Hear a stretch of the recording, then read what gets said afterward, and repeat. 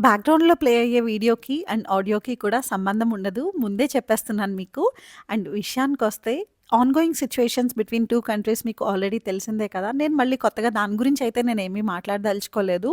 But last night was very horrible. ఇప్పుడు తలుచుకుంటే కొంచెం నవ్వొస్తోంది కానీ, నైట్ అయితే చాలా టెన్షనొచ్చింది. With all the news in the news channels and social మీడియాలో అన్నీ చూసి ఒక పానిక్ మోడ్ అయితే క్రియేట్ అయిపోయి ఉన్నాము ఆల్రెడీ. యాజ్ యూజువల్‌గా we went to the bed and పడుకున్నాము. బట్ అరౌండ్ 12:30 ఎవరో కానీ టపాసులు కాల్చడం మొదలుపెట్టారు మా ఏరియాలో. అది విని అసలు ఏమనుకోవాలో అర్థం కాలేదు. మనకు ఆల్రెడీ వచ్చేసిందేమో ఇంక ఈరోజే నైట్ లాస్ట్ నైట్ అనుకుంటా. రేపు మార్నింగ్ లేవమేమో అని చెప్పి చాలా భయమేసింది.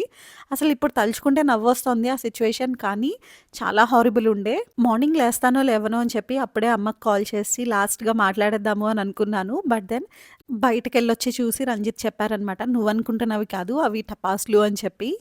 ఇంకా అప్పుడు కొంచెం కుదుటపడి నిద్రపోయాననమాట.